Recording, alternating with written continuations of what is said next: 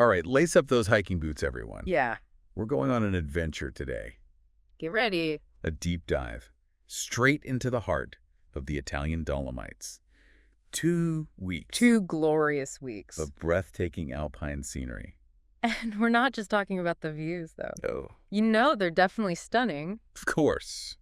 But there's something really special about the Dolomites. This blend of Italian passion with Austrian tradition, seasoned with just a dash of Latin culture, a culture you won't find anywhere else. I am already picturing myself, espresso in hand, Oh, yeah. overlooking jagged peaks. You got it. But where does this epic adventure begin? Well, we're going to kick things off in Bolzano, Bolzano. the capital of South Tyrol. Okay. This is a city where you can be wandering cobblestone streets lined with medieval architecture 1 minute, and the next you're face to face with a 5,000-year-old glacier mummy. Wait, a glacier mummy? Yeah. Okay, you have to tell me more about that. Yeah, you're going to find him at the South Tyrolean Archaeological Museum. Okay. His name is Ötzi the Iceman, Ötzi. and he's unbelievably well preserved, offering a glimpse into life during the Copper Age. Wow. They even have his clothing and tools on display. Now that's a museum exhibit you don't forget. Right. So stepping back out into the sunshine, what else does Bolzano have up its sleeve? Well, you absolutely cannot miss Walther Square. Okay. This is the heart of the city. It's a bustling hub surrounded by gorgeous buildings, perfect spot to just take in the atmosphere. Love it. Speaking of history, did you know that Bolzano is home to one of the oldest grapevines in the world? Really, a grapevine. Uh-huh. Now that's a piece of history I can raise a glass to. Exactly. It's over 350 years old and still producing grapes. No way. The Versollen vine. Versollen vine. It just shows the long tradition of winemaking in the region. But, beyond the city itself, Bolzano is kind of guarded by these impressive castles. Perched up in the hills. Yeah, perched high on the surrounding hills. I was just going to ask about those. We're talking like fairy tale turrets and drawbridges. Oh, even better. Castel Roncolo Right. or Runkelstein Castle. It's a must-see. It clings dramatically to this cliffside. Wow. And is famous for these really vibrant medieval frescoes Okay. depicting scenes of courtly life, hunting parties. Nice. They even have King Arthur. Those frescoes sound incredible. Yeah, So is there another castle worth visiting while we're in the area? there is. Castel Firmiano, Okay. or Sigmundsgran Castle. Mm-hmm. Now, it houses the Messner Mountain Museum, Okay. curated by the legendary mountaineer Reinhold Messner. Oh, wow. So this one's less about fairy tales Yeah. and more about, humanity's relationship with the mountains. Okay, I'm sensing a theme here. Yeah. The Dolomites are more than just a pretty picture, right? Right. There's a real depth of history, Yes. culture, Absolutely. so much more than meets the eye. And that's just the start. After Bolzano, we're off to Cortina d'Ampezzo. A town that just embodies that rugged beauty of the region, Uh-huh. but with the touch of, Italian glamour. Cortina d'Ampezzo. Now that name rings a bell. Didn't they host the Winter Olympics there? They did. Okay. Back in 1956. Wow. It was actually the first Winter Olympics to be televised, so they really brought that stunning scenery of the Dolomites to the world. Right. And that legacy of elegance, sophistication, it still lingers. You'll find these chic boutiques, upscale restaurants, Okay. alongside the most incredible mountain views. So it's a place where I can enjoy a Michelin star meal and an epic alpine panorama. Exactly. I'm sold. But let's talk about those mountains. Any particular peaks I should be adding to my must-see list? You can't talk about the Dolomites without mentioning the Trecime di Lavaredo. Okay. These are 3 iconic, jagged peaks that really dominate the landscape. Think of them as the unofficial mascots of the region. I think I've seen photos of those.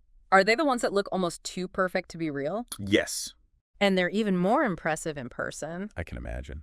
Hiking around the Trecime is an absolute must-do. You get these panoramic views you won't find anywhere else. Sounds amazing. But if you're not up for a full hike, there's a scenic driving route that'll get you pretty close. Okay, so even if I'm not the most experienced hiker, I can still experience the majesty of the Trecime. You got it. I like the sound of that.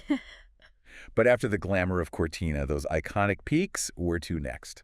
Well, next we're venturing into the heart of the Dolomites, Okay. to a region called Alta Badia. Alta Badia. Picture this. Charming villages, meadows, forests, Okay. all encircled by towering limestone peaks. All right, I'm already picturing myself strolling through these charming villages. Which ones stand out? Corvara is a great starting point.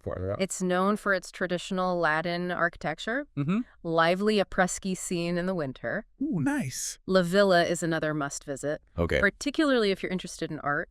It's home to the Museum Latin Ursus Ladinicus.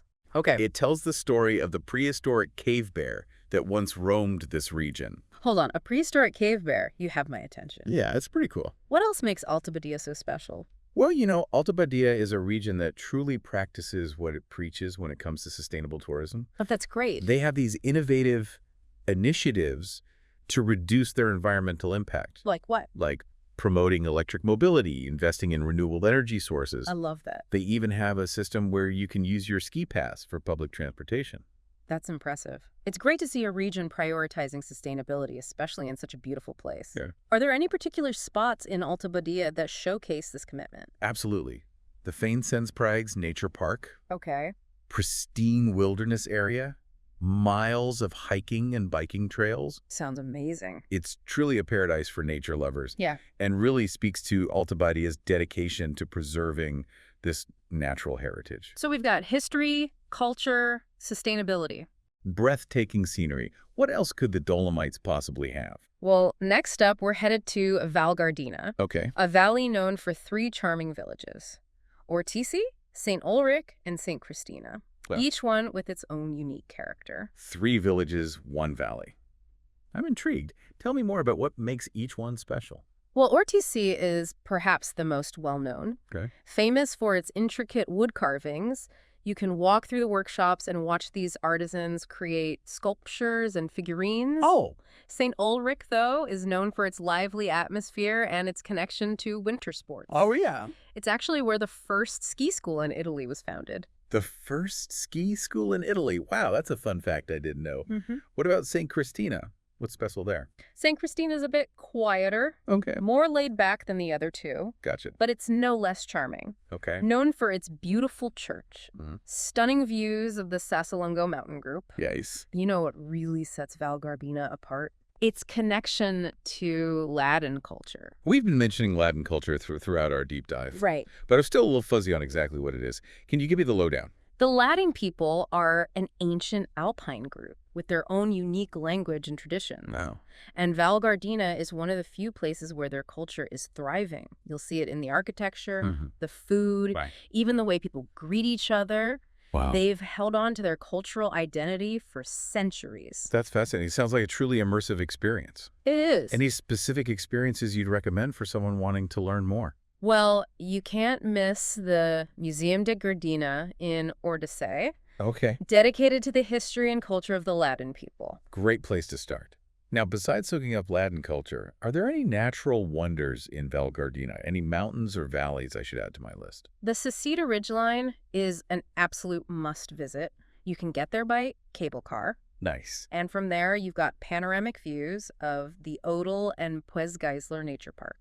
Okay, these jagged peaks rising out of green valleys, it's like something from a movie. Okay, that's going straight to the top of my list. Yeah. Any other spots in Val Gardena I shouldn't miss? Alpe di Siusi, Europe's largest high-altitude alpine meadow. It is absolutely breathtaking. Right. Picture rolling hills, covered in wildflowers, Okay. with the majestic peaks of the Cilier Massif in the background. Beautiful. You can hike, bike, or even take a horse-drawn carriage ride through this landscape.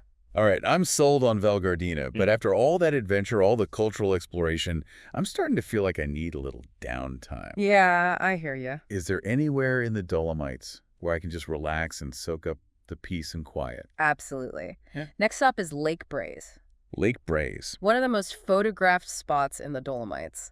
And for good reason. Is that the one with the crystal clear turquoise water and that little wooden boathouse? That's the one. Okay. It's incredibly serene, so picturesque, surrounded by towering peaks and lush forests. Sounds peaceful. You can take a leisurely stroll around the lake, Mm-hmm. rent a rowboat, paddle out onto the glassy surface, Okay. or just relax on the shore and take in the view. That sounds idyllic. So I'm guessing after a day of tranquility at Lake Braze, we're off to another charming village. We are. Nearby is the town of Dobiaco, Dopiaco. a historic gem with a charming town center and a really interesting connection to the region's past. Okay, tell me more about its historical significance. What makes it so special? Well, Dobiaco actually played a key role in World War I.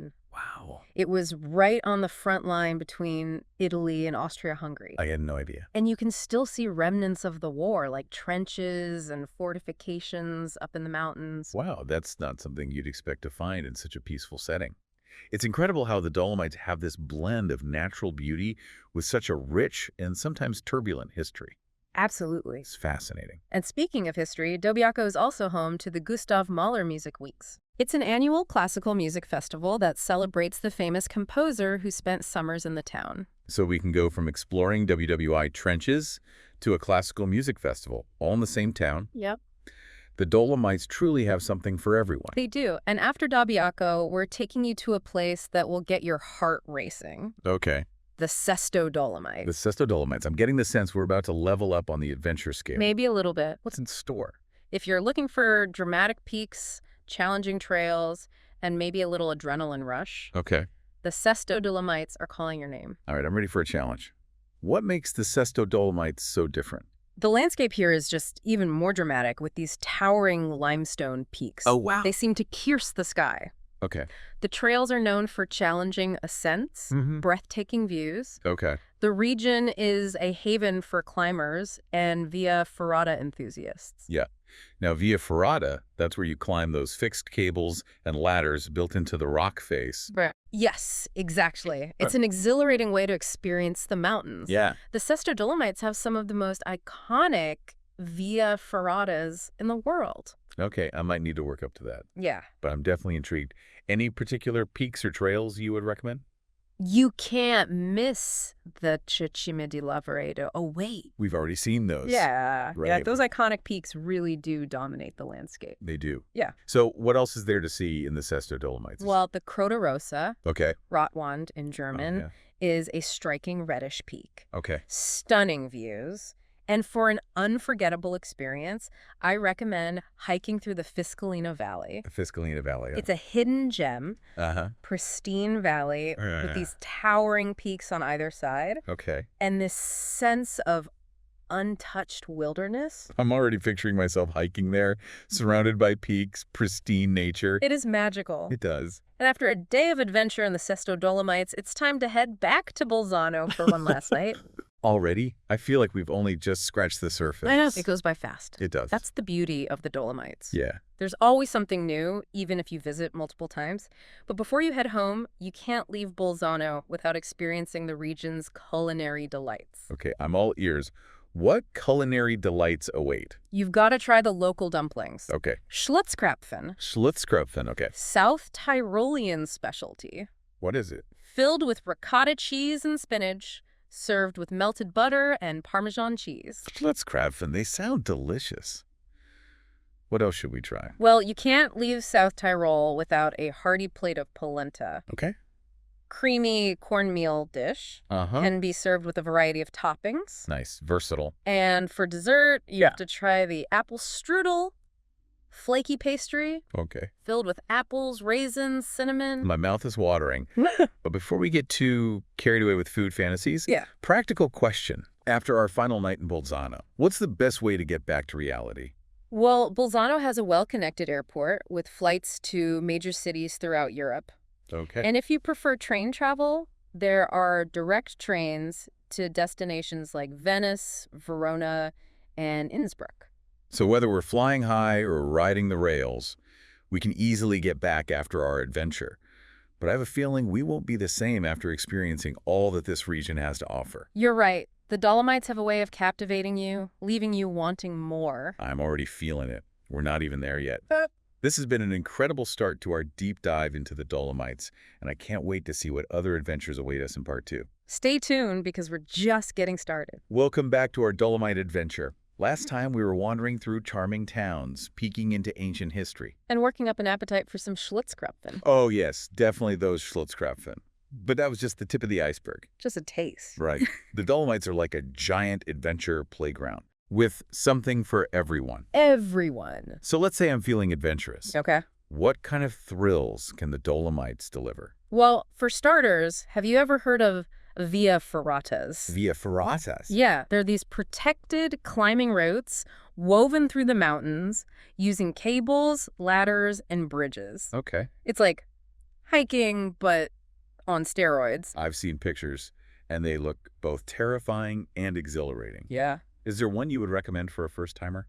In the Sesto Dolomites, there's one called the Ivano de Bona Ferrata. Okay. It's a classic. Huh? Challenging enough to get your adrenaline going, but not too overwhelming for beginners. Okay. Plus, the views are phenomenal. Okay, I'm adding that to my list. Okay. But maybe with a practice run on a rock climbing wall first. Yeah, good idea. What about for those of us who prefer two wheels? Oh, you mean cycling? Yeah, cycling. Are the Dolomites a cyclist's paradise? Absolutely.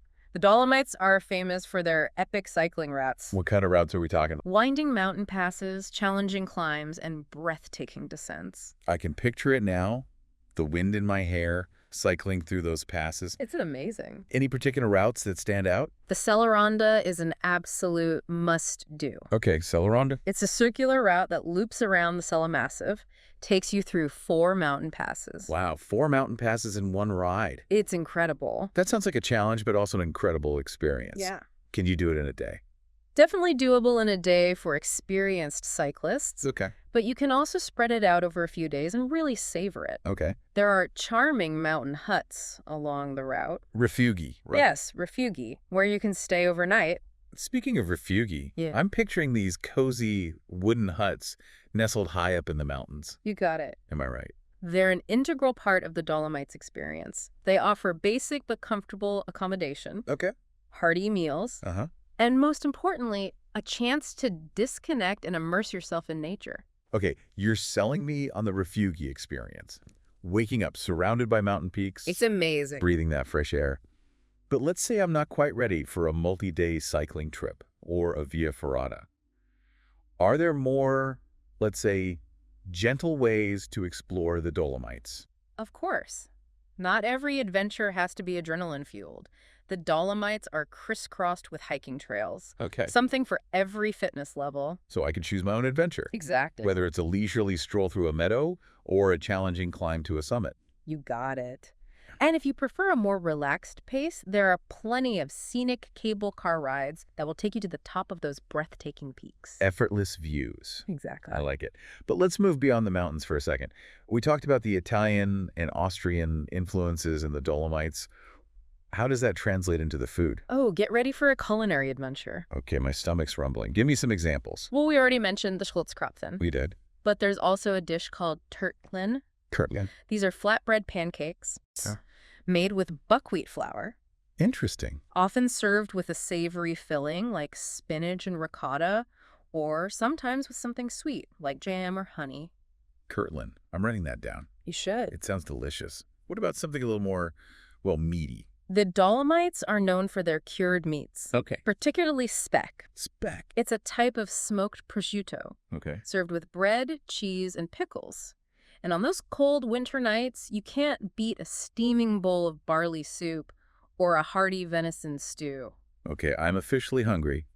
But beyond the food, are there any cultural experiences or festivals that would give me a deeper sense of the Dolomites? You're in luck. The Dolomites have a rich cultural calendar filled with festivals and events throughout the year. Okay, tell me more. What kind of festivals are we talking about? Well, in the summer, there are music festivals, food festivals, Okay. even traditional folk events like the Latin Carnival. Latin culture again. Right. What makes the Latin Carnival so special? It's a centuries-old tradition celebrating the end of winter and the arrival of spring. You'll see colorful costumes, elaborate masks, and lively processions through the villages. It's a chance to experience a vibrant culture that's thrived in the heart of the Alps. That sounds incredible. I would love to see that. But let's say I'm not visiting during carnival season. Are there other ways to experience Latin culture? Absolutely. You can visit one of the many Latin museums throughout the region, or for a truly immersive experience, you could try an agriturismo stay.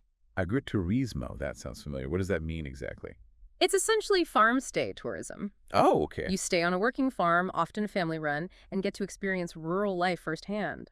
You can help with chores, learn about local agriculture, and enjoy fresh, homemade meals. Wow, that sounds like an authentic way to connect with the local culture. It is. And I bet the views are incredible. Oh, you can bet on it. Many agriturismo farms have those stunning settings, surrounded by rolling hills, vineyards, and those iconic peaks. I'm sold. Raking up to the sound of cowbells, the smell of fresh bread.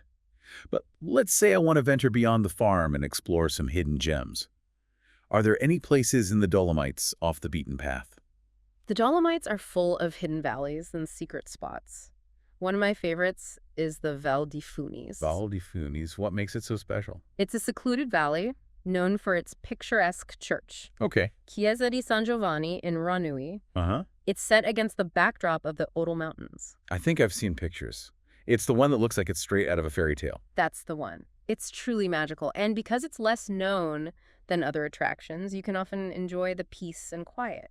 I like that peace and quiet. Yeah. We've talked about summer and winter activities, but what about those shoulder seasons? Spring and fall. Yeah. Is there anything to do in the Dolomites then? Spring and fall are some of the best times to visit. The weather is mild, fewer crowds, Okay. and the scenery is spectacular. What makes the scenery so special during those times? In the spring, the meadows are bursting with wildflowers. Oh, wow. These vibrant carpets of color against the mountains. And in the fall, the forests turn into a kaleidoscope of reds, oranges, yellows. Breathtaking. Yeah, I can imagine. Hiking through those colorful forests. It's amazing. What other activities can you enjoy during the shoulder seasons? Well, the temperatures are perfect for hiking and biking. Okay. No summer heat or winter snow. Yeah. And because the crowds are smaller, you can really enjoy the peace and quiet of the mountains. Are there any particular events or festivals that happen then? In the spring, many villages celebrate the return of the cows from their winter pastures with festivals Okay. called Almabtreb. Alabja track. It's a festive occasion, traditional music, dancing, food, and drink. Sounds like fun. What about in the fall? Fall is harvest season. So many festivals celebrating food and wine. One of the most famous is the Torgelin, Yeah. a tradition in South Tyrol where you visit farms and taverns to sample new wines and enjoy hearty autumnal dishes. Torgelin. I'm loving the sound of that. So no matter when you visit the Dolomites, Right. there's always something to see and do. Exactly. The Dolomites offer a year-round adventure. This has been so insightful. I'm already starting to imagine my own adventure. I bet. But before we move on to the practicalities of planning a trip, is there anything else we can't miss? One thing we haven't touched on is the incredible night sky. Oh, the stars. Yes. The Dolomites have some of the best stargazing in Europe. Really? Because of the low light pollution? Exactly. Stargazing in the Dolomites? That's an experience I hadn't even considered. You should. There are designated dark sky parks Okay. where you can enjoy unobstructed views. You can see constellations you might never see in a city, even the Milky Way. Wow. Some parks offer guided tours, Nice. experts to point out the constellations. That sounds magical. It is. It's amazing how the Dolomites offer so much, I know, right? from adrenaline to peaceful moments under the stars. It's truly a remarkable place. And the best part is there's always more to discover, even if you visit multiple times. I'm already feeling that sense of wonder and discovery, and we haven't even booked our flights. Yeah. This has been an incredible journey so far, and I can't wait to see what other insights await us in part 3. Stay tuned because we'll be diving into the nitty-gritty of planning your perfect Dolomite escape. From transportation tips to accommodation advice. Okay, we've scaled mountains, Yeah. at least in our imaginations. Right. Tasted some incredible food. Yes. Maybe even learned a little Latin along the way. I love it. But a dream trip to the Dolomites. Yeah. It needs some planning. It does. Luckily, we're here to equip you with the knowledge to make that happen. That's right. So first off, when is the best time to experience this Italian wonderland?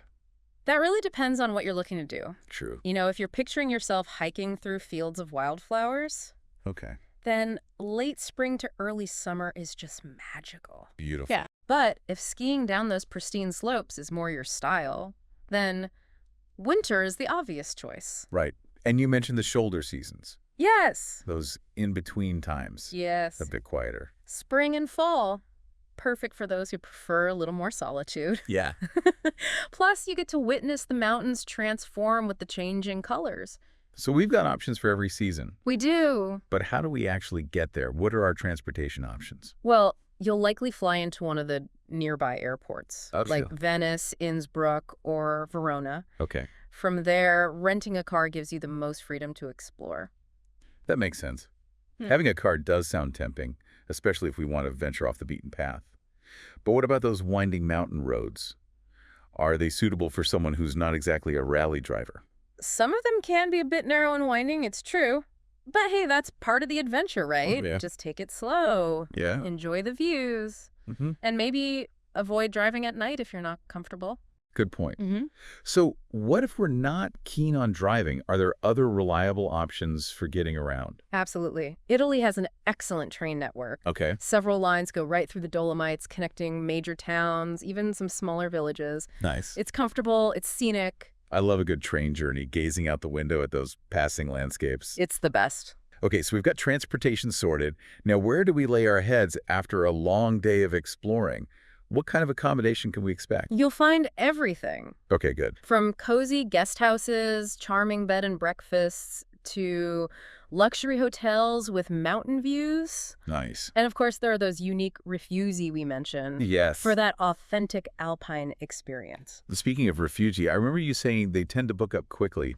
How far in advance should we reserve our spot? The earlier, the better. Okay. Especially if you're planning a multi-day trek or visiting during peak season, some refugees start taking reservations months in advance. Okay, good to know. So it's best to plan ahead. When it comes to the towns and villages themselves, Mm-hmm. are there any particular areas or neighborhoods you'd recommend we look for accommodation? You know, each town has its own unique charm. That's true. In Cortina d'Ampezzo, staying in the town center puts you right in the heart of it all. Okay. Close to those chic boutiques, restaurants, lively bars. I like that. But if you prefer something quieter, Mm-hmm. you can always find accommodations further out, Yeah. nestled among the forests and meadows. So many choices. It sounds like no matter where we stay, we'll be surrounded by beauty. You will be. Before we wrap up our deep dive, any final tips or pieces of advice for first-time visitors to the Dolomites? Pack for all types of weather. Okay, good one. The mountains can be unpredictable, Yeah. so layers are key. And don't forget those good hiking boots. Good hiking boots are essential. Yeah. What about language? Should we brush up on our Italian? While a lot of people in tourist areas speak English, Okay. learning a few basic Italian phrases can go a long way. True. Shows respect and enhances your interactions. That's great advice. A little effort goes a long way. Speaking of effort, is there anything we can do to be mindful travelers? Absolutely. The Dolomites are a UNESCO World Heritage Site. Of course. It's important to treat this fragile environment with respect. Absolutely. Stick to marked trails. Pack out your trash. Good reminders. Be mindful of noise levels. Okay. Avoid disturbing wildlife. This deep dive has been truly inspiring. I feel like I'm packing my bags and lacing up those hiking boots, I bet. ready to go. Remember, this is just a starting point. Right. The Dolomites are a region that begs to be explored. It does sound that way. Hidden gems around every corner. Mhm. So embrace the adventure, immerse yourself in the culture, and create memories that will last a lifetime. What a perfect note to end on. Listeners, if you've ever dreamed of experiencing the magic of the Italian Alps, the Dolomites are calling. Happy travels.